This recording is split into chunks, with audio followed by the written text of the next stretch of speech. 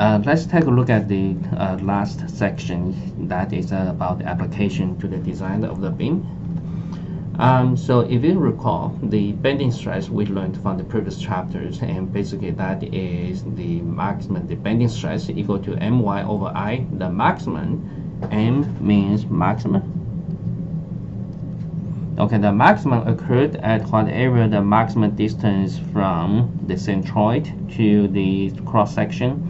And here we're looking for maximum, also we'll look for the maximum the bending. And I is the moment of inertia with respect to the neutral axis of that section here. So that is the first equation here. The second equation is you can also refer to this one. Basically, I over C, or we call this as S, is a sectional modulus. And for some kind of industry standard, the S is a number that we can look up the table. And this is a portion we're going to try to give you in this section here. So once we calculate the maximum bending stress, then in terms of design, we wish the maximum stress is lower than equal to allowable, and that is what we learned from chapter 1 there.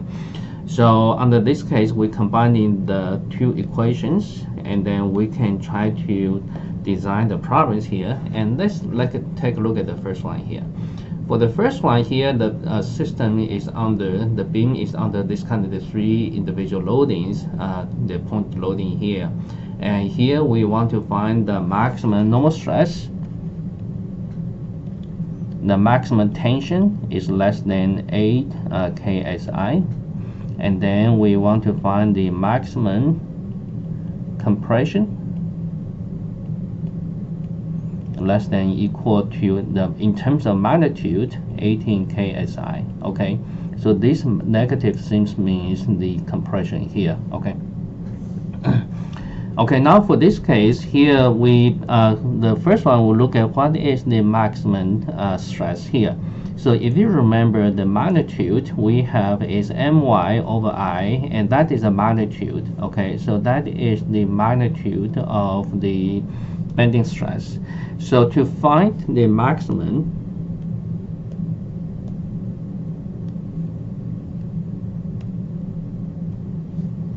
so if we're going to find the maximum, basically here we're going to find what is the maximum of the bending and what is the maximum value of y here. And in addition, we also need to calculate the moment of inertia I.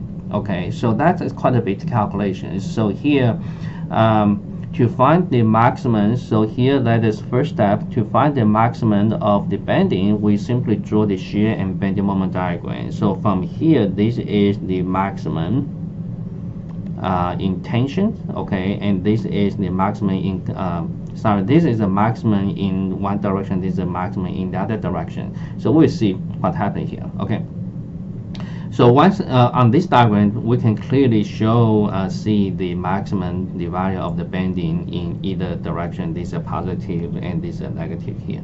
So now we focus on how to determine the I. So given this upside down T shape, and we proceed our calculation. And first one, we find the centroid here. So here is a tabulate calculation for your reference, and I won't go over in detail. Suppose by this point you should know this very well. Okay, so if you still have questions about how this kind of tabulated calculation being done like this, you need to go back to the chapter 4 there and then look for the appropriate sections and relearn the stuff from there. So under this case, we identify the centroid of this upside down T shape is at here. Okay, 1.75 measured from the bottom here. And so also we can calculate the moment of inertia of this about the cross, about the this is our neutral axis. Okay, because this is symmetric loading. Okay, this is symmetric loading, so that is a neutral axis here. So neutral axis, about the neutral axis is 37.25. Okay, again, if you have a questions why the neutral axis is like this and how to calculate these numbers, and again go back to chapter 4 and find the relative section there. So right now you can see right now we have the I here, and we have determined the M maximum, we have determined the I, and now I want to determine the maximum the stress. So from here I need to change the numbers here. Okay, so for this beam, you can see for this beam, if you remember, for our beams, this, let me change the color one more time. So if this is the beam, and if the beam is to under the curve up and bending, and that is in terms of sign convention, the bending is positive. Okay, for this case, the upper portions is in compressions. So here I need to draw the two things and see next step. Okay, it will be easier to explain this one here. Okay, so here we have, let me redraw the sections of the beam here. And for this beam, for these sections, if the beam is curved up by a positive bending, in this case, this is our neutral axis. Okay, this is centroid. So for under positive bending, you can see the upper portions is in, the upper portion is in compressions. The lower portion is in tension here. Okay, on the other side, if the beam is to curve down by negative bending, then again, let me draw the cross section here. So this is a centroid and this is a neutral axis. So for this case, the lower portions will be in compression here. The upper portions will be in tensions. Okay, so this is compression here. So now we come to determine where is the maximum tensile stress could be occurred. Okay, so for this case, from our shear diagram, the maximum of the positive equal to 20p. Okay, 20p, and then the maximum tension is here. Okay, so that means we put into this formula for this case. For this case, basically right now I'm calculating what happened at this point here. Okay, at that point corresponding is I'm calculating is a section I just highlight here. Okay, at that sections occurred at point C, the maximum tension is at here. So y is a distance from here to here is measured by this number 1.75. And so under this case, under our constraint, this is the allowable stress. So from here I calculated P must be less than this number. And again, at point C, the maximum, let me change color. The maximum compressive stress is here. Okay, so that distance which measured by y is given 4.25. Okay, because here we have this dimension here, you can calculate that is 4.25 here. So under this case, the magnitude is equal to 20p, and the y equal to 0.25, I equal to this one. So this is the allowable compressive stress, and 18. So on this case, p less than equal to this number. So the same thing we can repeat. So the maximum stress for this case, and right now, this one, the maximum of this equal to minus 10p, and minus 10p is happening here or here. Let me highlight.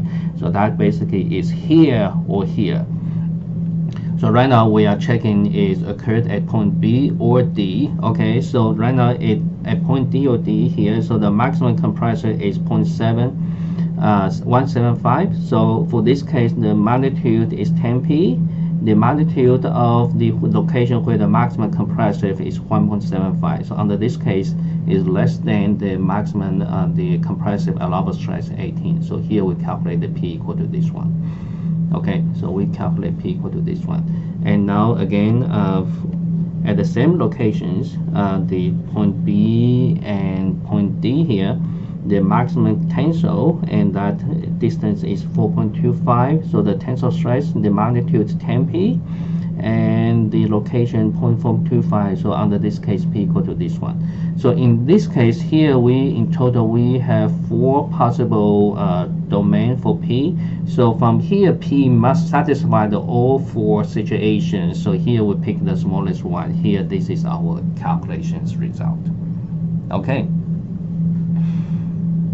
And this problem basically is a design. So design, that means we have to check through all the possible situations for the worst case scenario. And for this case, we have 4 cases, 1, 2, 3, 4. Okay. And we look at another example. Another example here we consider is using the standard beam. The standard beam, that means a W, something like this one. Okay. So this one basically available in our appendix. I will show you that shortly. So for this case, we look at the problem statement here. Basically, we stacking of the two beams. AB is longer, 5 meters long, and that CD is a certain distance we're going to look for. And in the middle of the beam CD, we have this loading being applied, and both beams are choosing is in terms of this kind of the beam. Okay. So here we are given the allowable normal stress. So allowable normal stress is 165. So that means the maximum, and in our case is less than 165 MPa. Okay. So again here I want to tell you, because this is a standard beam, and it's time to look at the table here. So from this kind of standard beam, that is in our appendix C. So from here is the designations of the beam, and for our case is this case I just highlight here. From this table, you can look up this S. This is the sectional modulus in X direction, in Y direction, either way. Okay, so those numbers, and also further that provide you the moment of inertia. Oh, that's good. In this way, it can save us quite a bit time in calculating for those numbers here.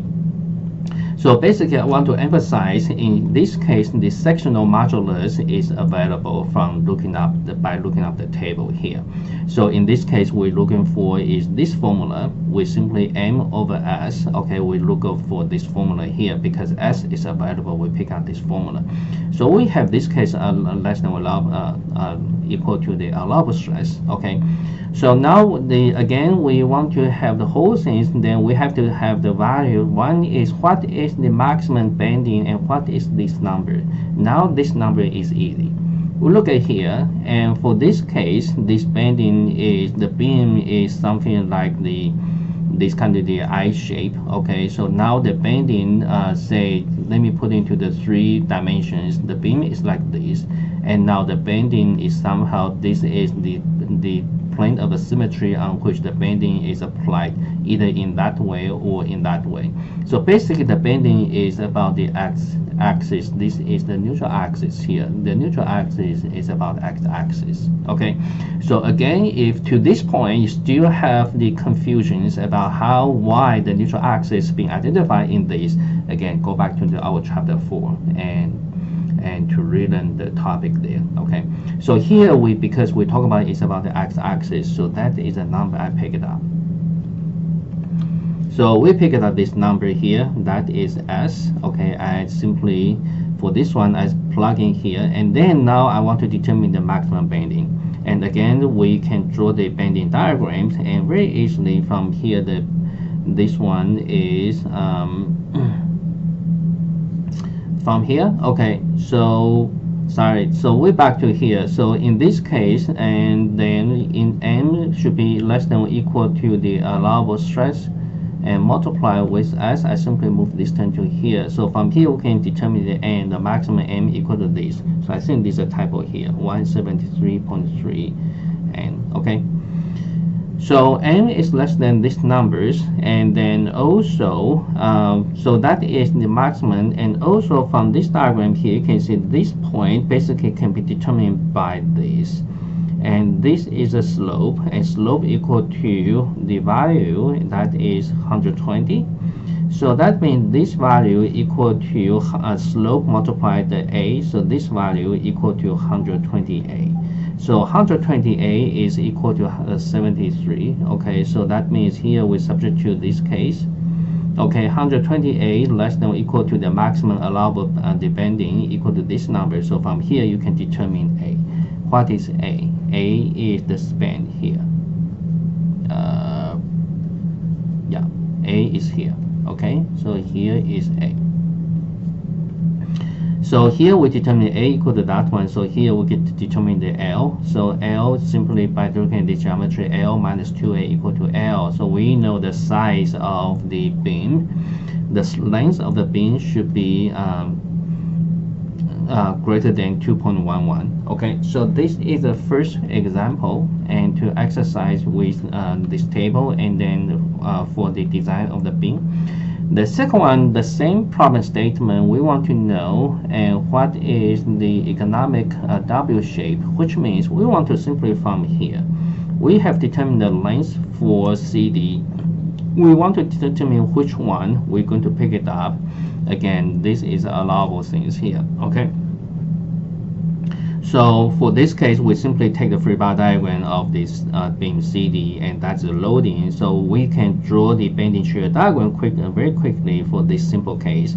So from here, you can see the maximum. Again, this is a typo here. That should be 26.6. The maximum bending, again, this is the slope equal to 120. Okay.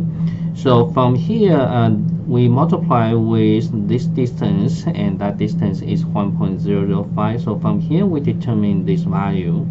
This value basically equal to 120 multiplied with the distance 1.055. So from this one, we can determine this value here, the bending equal to 126.6. Okay. So this is the maximum bending stress, and then here we want to look for, and so again we want to look for the stress in the CD. The stress in CD is less than or equal to the allowable, equal to 165 MPa. So we'll stick with this one. So the stress again for this beam equal to the maximum bending, and that we have determined here, divided by S. So from here we can determine the range for S, and that gives us the searching for appropriate. Okay, we need to know that S must be greater than this number. So here this is the number we've been calculated. We simply scan through in terms of this W310, okay, and this page here, and we look for S is greater than that number. So I think this one, any number, any beam with the S greater than this number will be good. But I want to tell you, simply pick, you need to pick the one that is closer to this number, greater than but closer to this number. Because for example, say right now I highlight this one, it can be good, this one can be good, and this one seems has a larger number than this one. That means this one will take more material, and in terms of, say, if we buy the beam, say selling by weight, this is heavier than this one. That means that can cost a little bit more money. So that's the reason why I'm saying you simply pick a beam that is closer to this calculated number. And if you want to do a very conservative design, and then of course you can pick this one. But I can tell you that one is kind of too conservative, and you're going to cost quite a bit money. And then, but yeah, okay. So that is the concept here.